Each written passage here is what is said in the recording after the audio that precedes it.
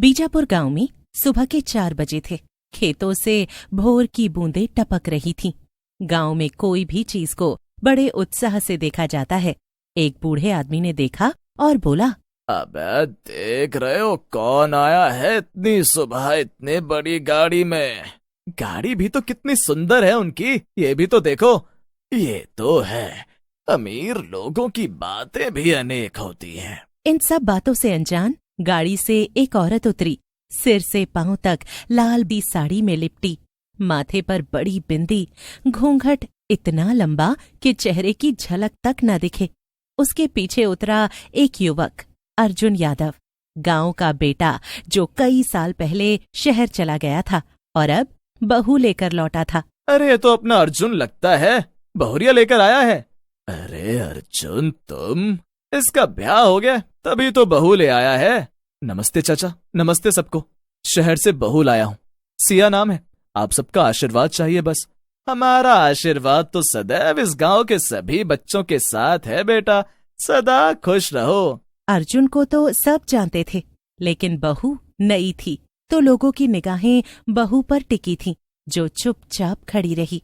हाँ, लाल लाल चूड़ियां, घूंघट पूरा, मगर पाँव में पायल नहीं। कुछ अजीब सी है ये बहू। कैसे पुतले की तरह खड़ी है, बिल्कुल सीधी। अरे मैं तो बस बता रही थी, बहू बहुत अच्छी है, बिल्कुल सीधी, मॉडल जैसी। अर्जुन अपनी माँ ललिता देवी के पास पहुंचा। हट, मुझे ठीक से देखने तो दे। ललिता देवी ने बहू को ऊपर से नीचे तक देखा, फिर कहा, वो सब तो ठीक है, लेकिन शहर की बहुएं क्या जाने रोटियां बेलना, गोबर उठाना, चूल्हा जलाना। निभा पाएगी या अपने कमरे में चुपचाप पड़ी रहेगी? अगर चुपचाप पड़ी रहने वाली लेकर आया है तो फिर क्या बहुरिया का सुख? आती नहीं आती क्या फर्क पड़ता है? सिया सब सुन रही थी। वो सिर झुकाकर बोली, नहीं अम्मा, मैं कोशिश करूंगी और मुझे बहुत सारी चीजें आती भी हैं। जो ना आए आप बता देना। ललिता को उसकी आवाज में कुछ अजीब सा कंपन लगा, जैसे किसी गहरी गुफा से आई हो, मगर उसने कुछ नहीं कहा। सोचा नई बहू है, मन का वहम होगा। ठीक है, वो तो समय बताएगा कि तुम कितना काम कर पा रही हो और कितना नहीं, या कितना सीख पा रही हो। हाँ, अगले दिन गांव भर में बात फैल गई कि अर्जुन अपने साथ शहर की बहू लाया है। अरे अर्जुन की बहू को देखा, वो शहर की बहू लाया है। बेचारी ललिता भाभी के तो करम ही फूट गए, जो शहर की बहू उठा लाया उनका बेटा। हाँ, सुना तो है मैंने भी, लेकिन ये भी सुना है कि बहुत सुंदर और शर्मीली है। शहर की बहुएं कहाँ शर्माती हैं? हर कोई नई बहू को देखने के लिए उत्सुक था, मगर सिया कभी बाहर नहीं निकलती।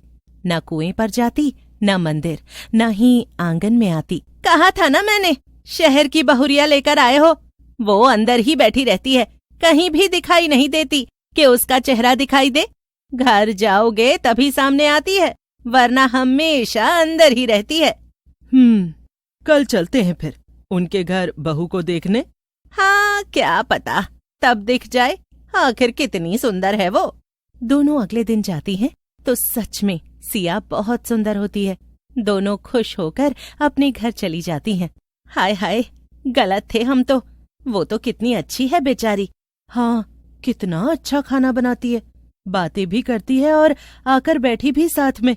सच में ललिता के तो भाग ही खुल गए। फिर एक रात ललिता देवी की नींद टूटी। उसे लगा कोई रसोई में बर्तन खड़का रहा है। हैं? ये इतनी रात गए, रसोई घर में कौन क्या कर रहा है? वो धीरे धीरे उठी और बिना आवाज किए रसोई तक पहुंची। रसोई में सिया खड़ी थी। हैं?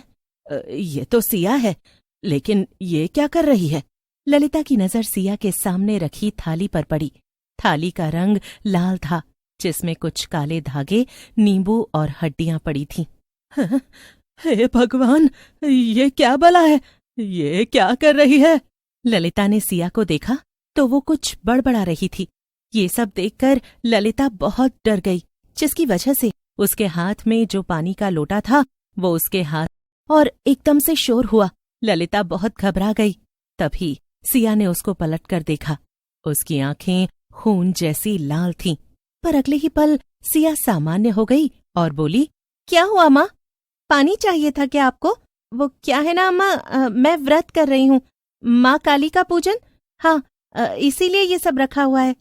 ललिता ने कुछ नहीं बोला और वहां से चुपचाप चली गई। फिर ललिता डरते डरते खुद से बोली, ये किस तरह की पूजा करती हैं ये शहर की बहुएं। अगली सुबह ललिता ने ये सारा किस्सा अर्जुन के सामने सुनाया। तब वहां पर सिया नहीं थी। अर्जुन ने जैसे ही ये सब सुना तो वो हंसने लगा। मगर गांव में बदलाव आने लगे थे। कुएं का पानी सड़ने लगा। हाय हाय, रात को घरों के पीछे किसी के चलने की आवाज आती है। बुजुर्ग चंपा बुआ, जो पूरे गांव की झाड़ फूंक वाली थीं, एक दिन वो रात को किसी के घर से आ रही थीं, झाड़ फूंक करके। तभी उन्होंने देखा एक चुड़ैल को। हे भगवान, उन्होंने अपनी बहू से कहा, एक चुड़ैल को देखा मैंने, उड़ते हुए। आधी रात को खेत के बीचों बीच खड़ी रहती है। फिर एक रात अर्जुन की नींद टूटी। उसने देखा सिया आईने के सामने खड़ी है, मगर आईने में उसका चेहरा वैसा नहीं दिख रहा था जैसा कि वास्तविक था। वो एक चुड़ैल थी। ये देखकर अर्जुन घबरा गया। अर्जुन को समझ आया, गांव वाले सही कह रहे थे। ये सिया नहीं, कोई चुड़ैल है जिसने लड़की का रूप लिया था। गांव की एक पुरानी चुड़ैल भी थी, बिजनी, जिसे वर्षों पहले गांव वालों ने जिंदा जला दिया था। उसने जब अपने बारे में सुना तो वो भी वापस आ गई। सिया और बिजनी दोनों चुड़ैलें एक दूसरे की दुश्मन थीं। सिया शहर की थी और बिजनी गांव की, लेकिन दोनों का उद्देश्य था गांव पर अधिकार। दोनों का आमना सामना हुआ और अब गांव बना था युद्ध भूमि। सिंगरौलीपुर गांव अब डर की गिरफ्त में था। कोई अनदेखा भय समाया हुआ था। क्या हुआ बेटा? अर्जुन परेशान था। उसकी आंखों के नीचे काले घेरे, रातों की नींद गायब और माथे पर चिंता की लकीरें थीं। तभी वहां चंपा बुआ आईं। उनके हाथ में था एक पुराना कागज। बेटा अर्जुन, ये गांव पहले भी चुड़ैलों का अखाड़ा बन चुका है। 100 साल पहले भी एक औरत शहर से आई थी। उसका नाम भी सिया ही था। उसने गांव की आत्माओं को मुक्त करने का झांसा देकर उनका इस्तेमाल किया था। मतलब ये कि जो तुम्हारे साथ है वो कोई नई आत्मा नहीं, ये वही पुरानी आत्मा है जो हर 100 साल में लौटती है, नए रूप में। अर्जुन ने सिया का सामना करने का फैसला किया। उसके चारों ओर एक तांत्रिक मंडल बना था। वो बोल रही थी, आओ आत्माओं, अब मैं तुम्हें शांति दूंगी, लेकिन पहले गांव की माटी को मेरा बना दो। जब मैं औरत थी, मेरी शादी एक तांत्रिक से हुई थी। उसने मेरी आत्मा बेच दी और जब मैंने आत्महत्या की तो मेरी आत्मा को ये गांव निगल गया। अब मैं हर बार लौटती हूँ, हर बार बहू बनकर, हर बार बदला लेने, लेकिन कभी ले नहीं पाई। तभी सामने से आई चुड़ैल बिजनी। बस, अब बहुत हो गया। ये गांव मेरी जागीर है। तू शहर की आत्मा यहाँ की सत्ता नहीं ले सकती। और दोनों आमने सामने हो गईं। अर्जुन अकेले मंदिर गया। उसने पहली बार हाथ जोड़े। तभी मंदिर की घंटी अपने आप बजी। पुराने पुजारी की आत्मा प्रकट हुई। अर्जुन, सिर्फ तू ही है जो इस बंधन को तोड़ सकता है। तेरे रक्त में गांव और शहर दोनों का मेल है। सिया तेरी पत्नी थी, बिजनी तेरे गांव की आत्मा है। तुझे ही संतुलन बनाना होगा। अर्जुन ने अपनी कलाई काट ली और दोनों चुड़ैलों के तांत्रिक चक्र के बीच प्रवेश किया।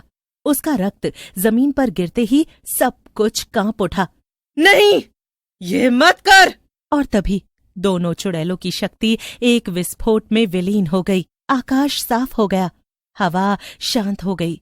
गांव में पहली बार पूर्णिमा की चांदनी फैली।